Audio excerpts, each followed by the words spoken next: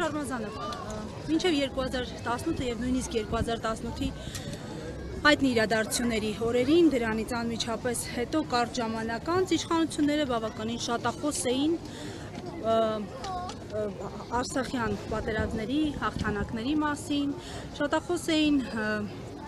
Արցախի, Հայաստանի Հանրապետության հաջողությունների մասին, բայց այսօր, հենց այսօր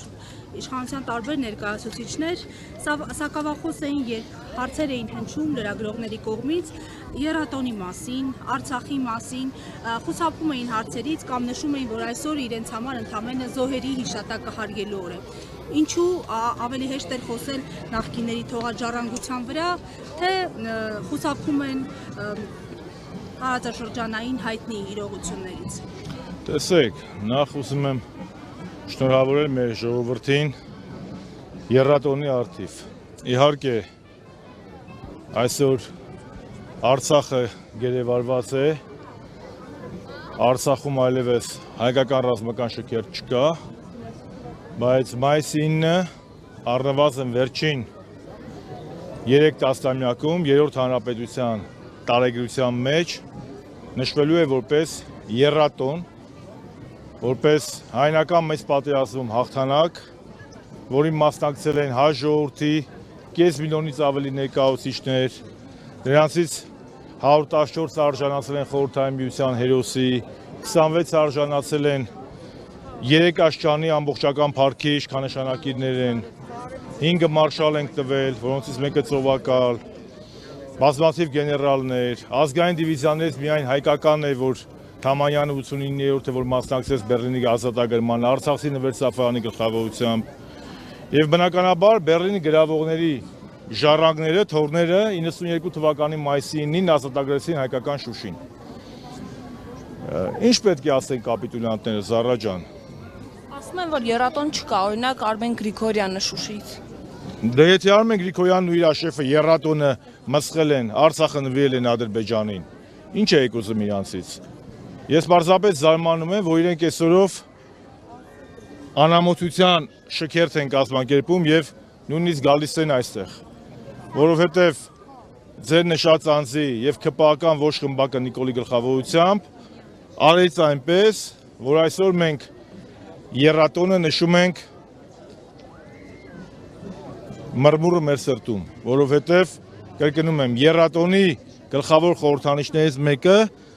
Արցախի բանակի ստեղծումն էր եւ Շուշի ազատագրումը։ Իսկ Նիկոլ Փաշինյանը Պրագայում ճանաչել է Արցախն Ադրբեջանի կազմում, իսկ հիմա բոլորին մեղադրում է դրա մեջ, բայց պատմության մեջ ես ասել եմ, որ ինքը մնալու է որպես կապիտուլյանտ եւ Արցախ հանձնող։ Դրա մասին ոչ միայն մենք ենք ասում նրա անդիմախոսները, այլ նաև իր սիրելի եվրոպական պաշտոնյաներից մեկը Ժոզեփ Բորելը, որն ասել է, որ Նիկոլ Փաշինյանը առաջին հայ ղեկավարն է, ով ուղղակիորեն ճանաչել է Արցախն Ադրբեջանի կազմում։ Շարմազան, ամեն դեպքում Փաշինյանը դեռ իշխանության է։ Դե հիմա ինչ անենք։ Այլ ընտրանքը որն է զբարին եւ արդյոք այն օրակարգերը, որ հիմա առաջ են վերվել, իմաստնավորի իմպիչմենտի օրակարգը հնարավոր կդարձնի ձեր կողմից բարձրացված խնդրի լուծումը։ Զառա ջան, եթե մի բան ծամարության մեջ գրված է, տեսականորեն կա, ուրեմն կա շանս, որ գործնականում էլ իրականանա։ Մեկ տարի առաջ այսօրը մեզնից շատերը չէին պատկերացնում, որ հանրապետության հրապարակը կլցվի։ Ես կարող եմ ֆիքսել, որ մեկ տարի հետո հայրենասեր, ազգային արժեքներով ապրող մարդիկ ավելի են բազմացել ու շատացել կամ դարձի եկել կամ գիտակցությանը ավելի է հստակեցվել։ Պետք է չհանձնվենք, ամենակարևորը հավատարիմ մնանք եռատոնի գաղափարին եւ բոլոր ազգային ուժերով, բոլոր մարդկանցով ում համար որ եռատոնի խորհուրդը թանկ է, ռեսուրսներ հավաքագրել, ճիշտ ծրագիր իրագործել եւ իրականացնել այն քայլերը, որից մեզից պահանջում է մեր հայրենիքի շահը։ Պարոն Շարմազանով, Նիկոլ Փաշինյանն այսօր Մոսկվայում է, սա դուք ինչպես կմեկնաբանեք, որտեղ բազմաթիվ մեկնաբանություններ կան, որ սա ավելի ինչպես մեկնաբանեմ, ասեք մեկնաբանեմ։ Դարձի շրջանը սյուր։ Ոչ։ Նիկոլ Փաշինյանը Մոսկվան արդյունքներին չի հավատում, սա մեկ։ Երկրորդը Նիկոլ Փաշինյանը այնքան որ վնաս հասցրել է հայ-ռուսական հարաբերությունների, մեկ էլ այդքան վնաս հասցրել է Արցախին ու Հայաստանին։ Ինչու է գնացել այնտեղ, որովհետև լավ չի կողմնորոշվում ուկրաինական ճգնաժամն ինչպես է ավարտվելու։ Հիմա հենց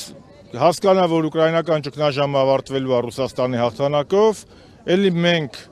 ականատեսը կլենք Վլադիմիր Վլադիմիրովիչ սպասիբների շարքին։ Հենց Աստված չանի Ռուսաստանը անհաջողության մատնվի,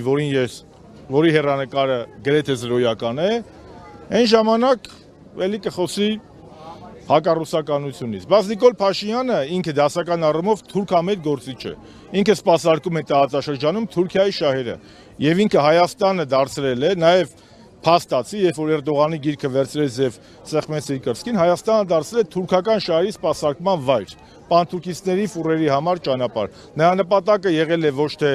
արևմուտք գնալը, այլ նպատակը եղել է ռուսական ազդեցությունը այստեղ թույլատրել եւ դրա փոխարեն բերել թուրքական ազդեցություն։ Աժեմիկներ կներեք, պարոն Շարմազան, ասում են դիմադիրներին օտար երկրյա ագենտներ եք, անուհետև։ Գիտեք, Նիկոլ Փաշինյանը անպատասխանատու գործիչ է։ Նրա խոսքը ոչ մի արժեք չունի։ 2019 թվականի մարտի սկզբին Թեհրանում Նիկոլ Փաշինյանն ասել է, որ Հայաստանի քաղաքական դաշտը հեղված է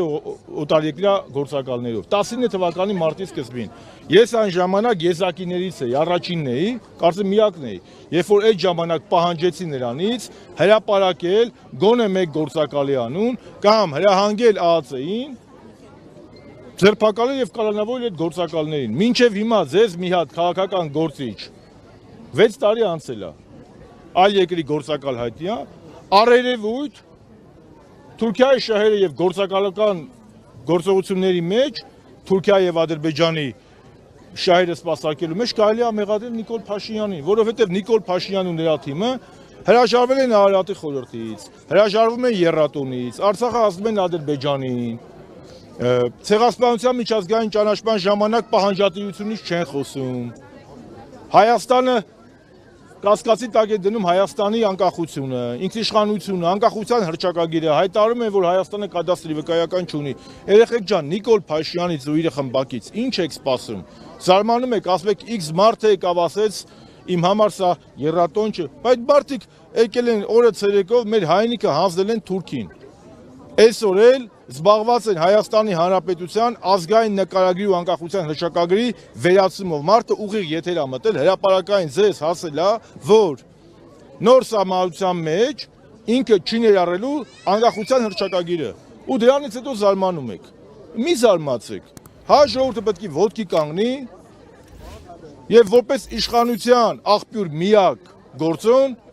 ճանապարհի Նիկոլ Փաշինյանին իրենց տուն։ Պարոն Շարմազան, այստեղ ելույթը Մոսկվայում վերջերս շատ բուռն